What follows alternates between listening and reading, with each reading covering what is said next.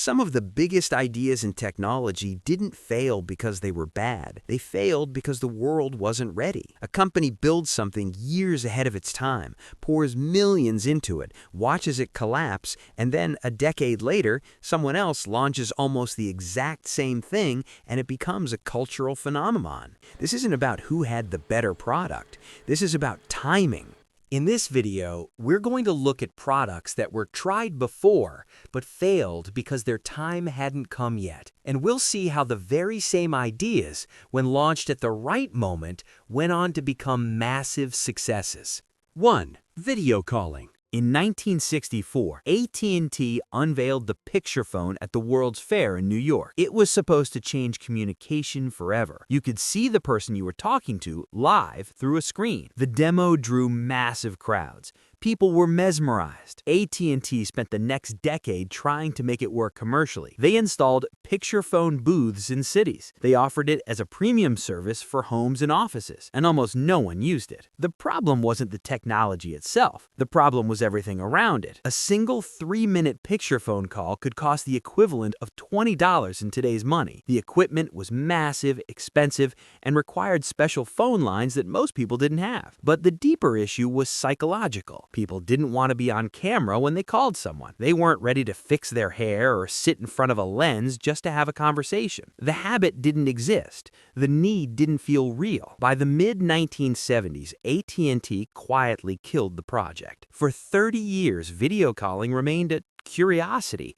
a thing that existed in concept but not in practice. Then the internet happened. Bandwidth got cheaper, cameras got smaller, laptops started coming with webcams built in. Suddenly, seeing someone while you talked to them didn't require a special line or a special device, it just required an app. In 2010, Apple launched FaceTime. It wasn't the first video calling software, but it was the first one that felt effortless. You tapped a button and the call started. No setup, no confusion. A few years later, Zoom made video calling normal for work, for school, for everything. And when the pandemic hit in 2020, video calls became the default way people stayed connected. The same idea AT&T tried to sell in 1964 was now everywhere. Not because the technology got better, because life caught up to it. The idea was never the problem.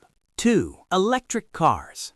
In 1996, General Motors launched the EV1. It was the first mass-produced electric car of the modern era. It was fast, quiet, and had zero emissions.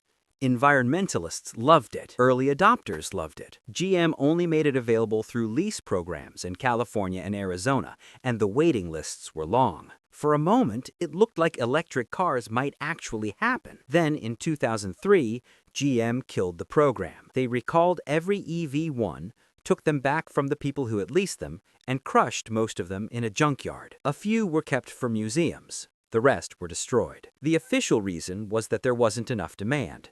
The real reason was more complicated.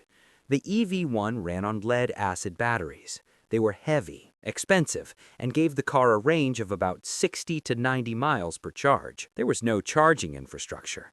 If you didn't have a garage, you couldn't own one. And even if you did, charging took hours. Gasoline, by comparison, was cheap and everywhere. The EV1 was a statement, not a solution. For the next decade, electric cars were a punchline, a thing that seemed like a good idea in theory, but would never work in practice. Then, battery technology started improving. Lithium-ion cells, the kind used in laptops, became powerful enough to run a car. They were lighter, they lasted longer, and they were getting cheaper every year. In 2008, Tesla released the Roadster. It wasn't aimed at environmentalists, it was aimed at people who liked fast cars. It could go over 200 miles on a single charge and hit 60 miles per hour in under 4 seconds. It wasn't trying to save the planet. It was trying to prove electric cars could be desirable. 4 years later, Tesla released the Model S, and everything changed. It had the range, the performance, and the design that made people want it, not because it was electric, but because it was good. Other companies followed. Charging networks expanded. Governments started offering incentives. The same idea GM tried in the 1990s became inevitable in the 2010s. The technology caught up, and suddenly the car everyone killed made sense. 3.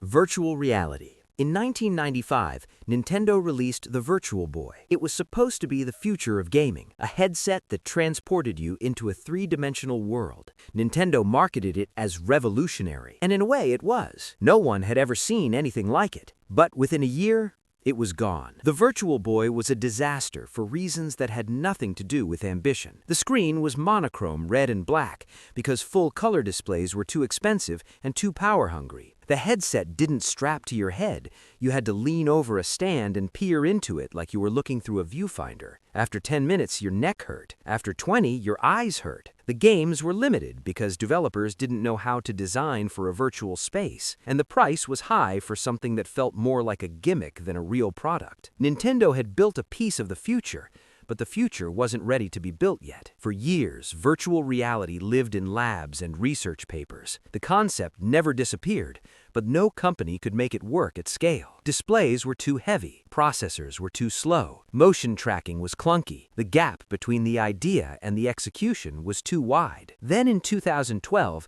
a Kickstarter campaign appeared for something called the Oculus Rift. It wasn't trying to reinvent virtual reality, it was trying to make it actually usable. The team behind it had access to technology that didn't exist in 1995. High-resolution OLED screens, lightweight materials, accurate motion sensors, graphics processors that could render entire worlds in real time. 2 years later, Facebook bought Oculus for $2 billion. By 2016, the first consumer headsets were shipping. They weren't perfect, but they worked. People could put them on, move around, and feel like they were somewhere else. VR still isn't mainstream, but it's no longer a joke. The technology finally matches the promise.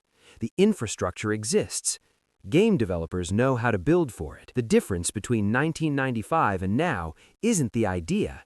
It's that the pieces finally fit together. Timing turns science fiction into product. 4. Ebook readers. In 1998, two companies launched the first serious attempt at digital books, the Rocket ebook and the SoftBook Reader. Both were real devices you could hold. Both let you buy and read books without paper, and both disappeared within a few years. The problem was obvious to anyone who used them. The screens were backlit LCDs. Reading on them for more than 20 minutes made your eyes tired. The devices were heavy, clunky, and expensive.